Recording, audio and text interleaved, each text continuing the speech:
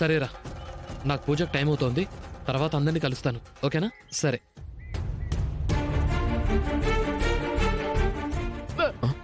వచ్చి వచ్చి వచ్చి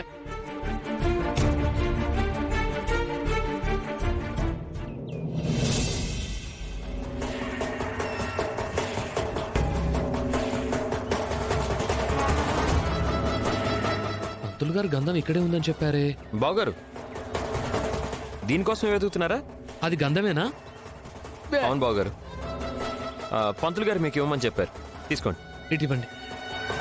థ్యాంక్స్ బావగారు. అలాగే, త్వరగా రెడీ అయ్యండి. 2 minutes లో వచ్చేస్తా.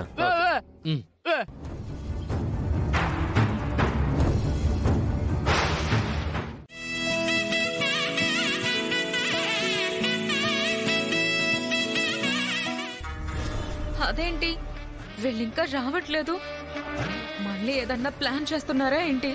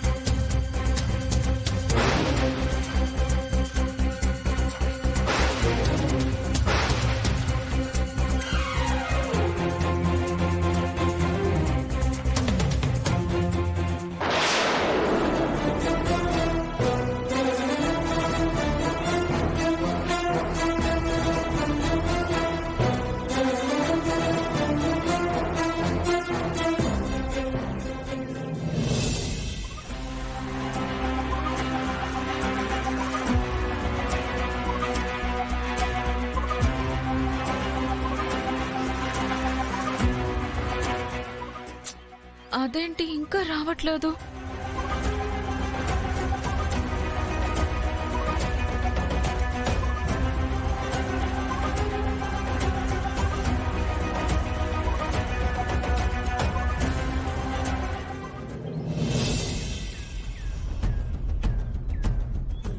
ఇక్కడ అంతా ఓకే కదా?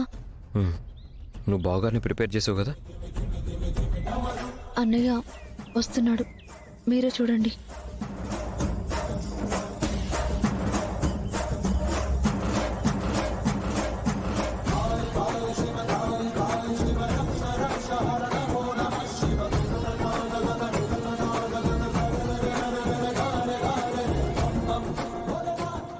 కనిష్క, అబ్బాయి రెడీ అయ్యి వచ్చేస్తున్నాడు చూడు.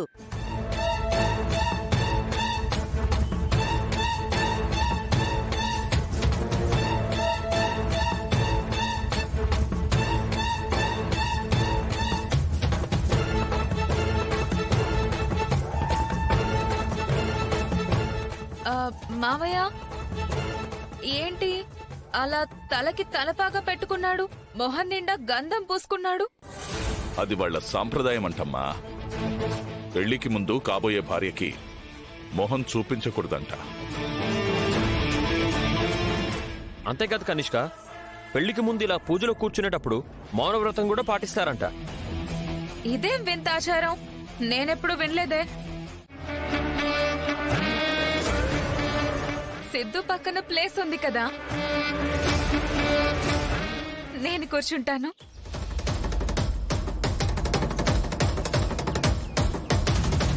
కనిష్క కనుక అక్కడ కూర్చుంటే మా అన్నయ్య దొరికిపోతాడు. కనిష్క ఆగు.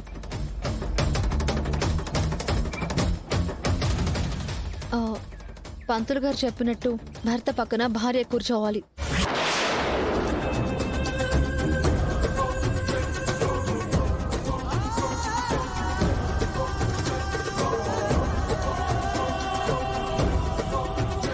కానీ ఎంగేజ్మెంట్ అయిన హర్ష గారి పక్కన కీర్తి కూర్చుంది కాబట్టి సిద్ధుతో ఎంగేజ్మెంట్ అయిన నేను కూడా సిద్ధు పక్కన కూర్చోవచ్చు తులసి.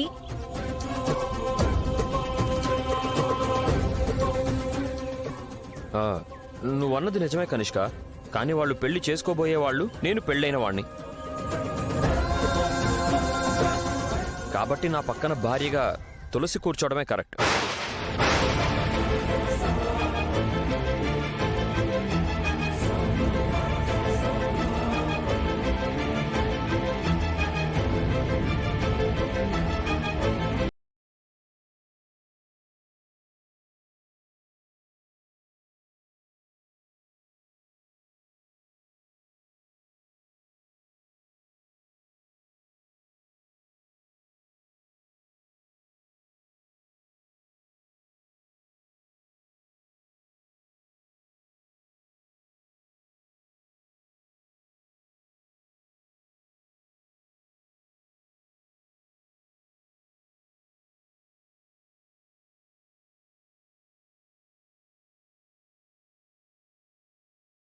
అవమానిస్తావా?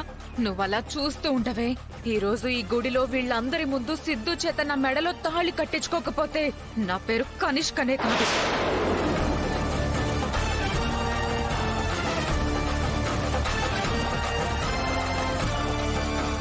బసవా, విశాలాక్షి కూడా వచ్చుంటే నువ్వు కూడా పీటల మీద కూర్చునేవాడివి. పర్లేదులేమ్మా, అది కూడా వస్తే ఇంట్లో పెళ్లి పనులు ఎవరు చూస్తారమ్మా? అది నిజమేరా. హ్మ్. ఓం శ్రీ మహాగణాధిపతయే నమః. ఓం శ్రీ సరస్వత్యై నమః. శ్రీ గురుభ్యో నమః. అయ్యా, మీరు మీ భార్యకు కుంకుమ బొట్టు పెట్టండి. ఓం లాభస్తేషాం జయస్తేషాం కుతస్తేషాం పరాభవః. ఏషామిందీవరస్యామో హృదయస్థో జనార్దనః.